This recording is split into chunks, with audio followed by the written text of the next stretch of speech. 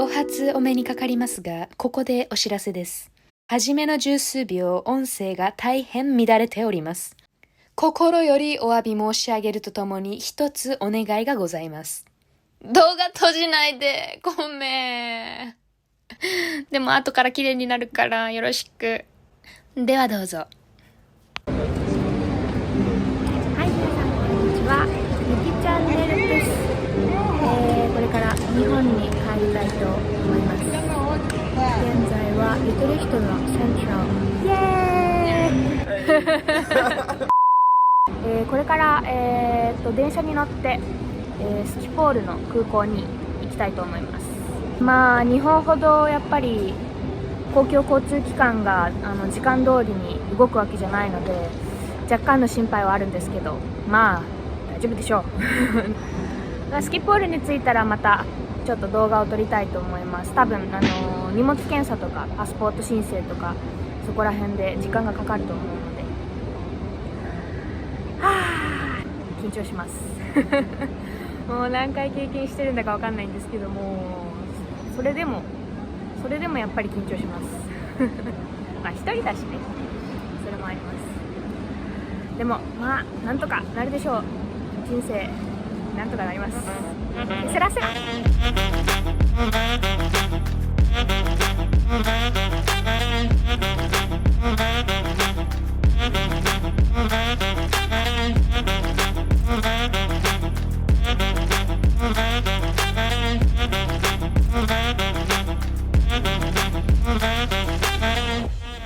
はい、こちらオランダ語でストゥート、英語だとサイレンスの席ですね。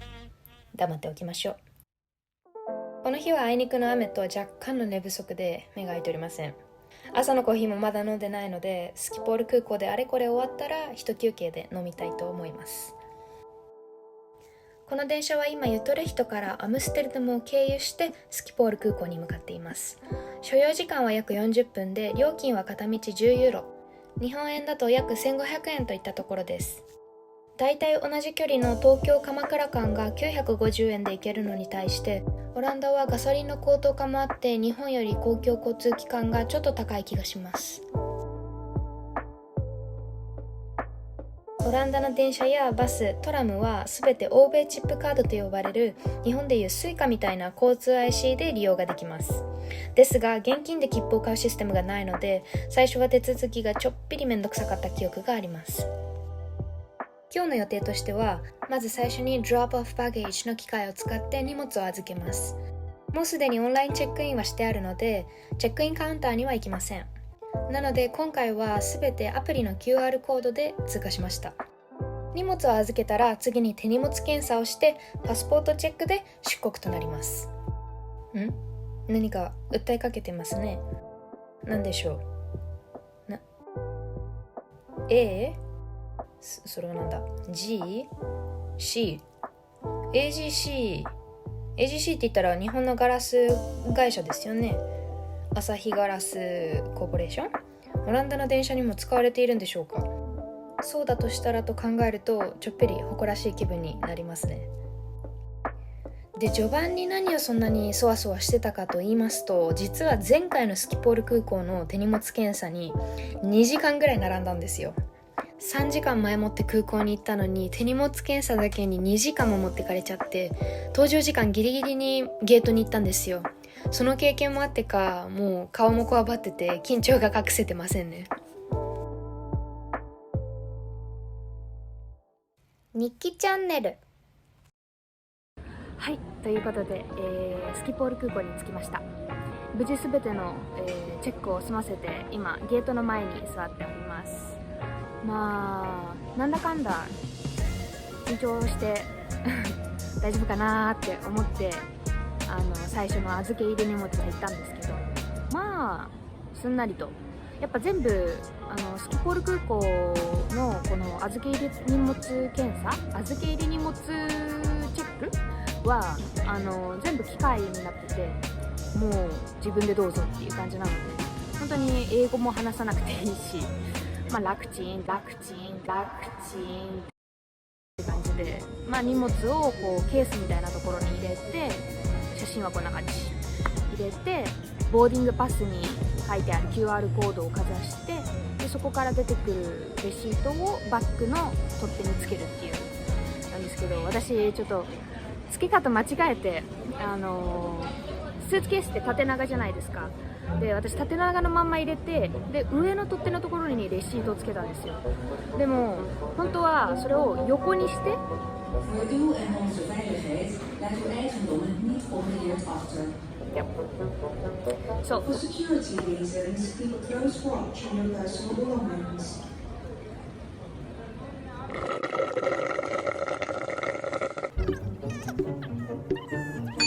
横にして入れなきゃいけないのに、私は縦にして入れちゃって、でしかもつけるところはその横にした時に上についてる取っ手のところにテープをつけなきゃいけないんですけど、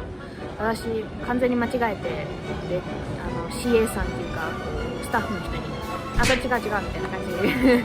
言われて大丈夫かなと思ったら「まあちょっと待ってみな」みたいな、機械が OK っつったら「まあいいよ」みたいな。そしたらまあ機械は「いいんでしょ」みたいな感じで言ってくれたから、あ、よかったで、まあ大きい荷物預けて、セキュリティチェック、手荷物検査だったり、靴、厚底の靴履いてたら靴を出さなきゃいけないし、私が履いてる靴、今回ブーツ履いてるから、ヒールがあるので出さなきゃいけなくて、いつも列がすっごい並ぶんですよ、スキポール空港の手荷物検査って。はい、こちら実際のスキポール空港の写真です。左が私が2時間弱並んだ手荷物検査の列で、右は他の便でキャンセルが出たみたいで、その手続きの列でした。120分って思いましたね。ネズミーランドかな。もう人員不足しているからかストライキが多いのかわからないんですけど、すっごい並ぶんですっていうのがあって、なんと今回は事前準備としてちゃんとKLMのオフィシャルウェブサイトを検索したところ、なんとそのセキュリティチェックのための事前予約ができるんですよ。びっくりしましたね。それだけのアポイントメントなんてできるんだと思って、まあ一応ダメ元で登録してみて、で10時に1回登録したんですね。で案の定今日早く着いちゃって、早く行きたいなと思ったら、その予約時間直前で変えられるんですよ。だからいいじゃんと思って、9時15分ちょうどそのタイミングに変更して、でその変更された QR コードをスタッフの人に予約あるんですけどって店に行ったら、じゃあどうぞっつって、すっごい長蛇の列できてるところをジャンプして一番前に飛んで、行かせてもらいました。この事前予約ってタダなので、本当もうストレスフリーに、若干ちょっと並んでる人に罪悪感がありましたけど、まあいいでしょうということですんなり予約のおかげで手荷物検査も終えられて、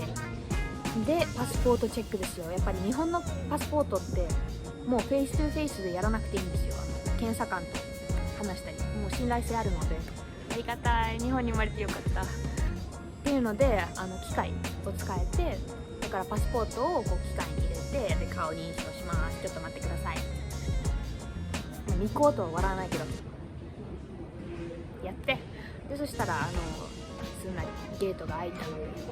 よかった。私のパスポート今期限切れが8月、今7月で8月で1ヶ月後に期限が切れちゃう、エクスパイアしちゃうから大丈夫かなってちょっと心配したんですけど、まあ大丈夫でしたね。そこも機械はちゃんとフレキシブルなのかわからないけど、ちゃんと対応してくれて、そこも良かったです。日記チャンネル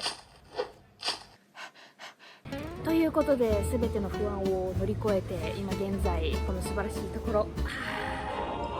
座っております。今ね現在10時何分だ、時計が近くにない、10時30分ぐらいでしょう。10時40分かな。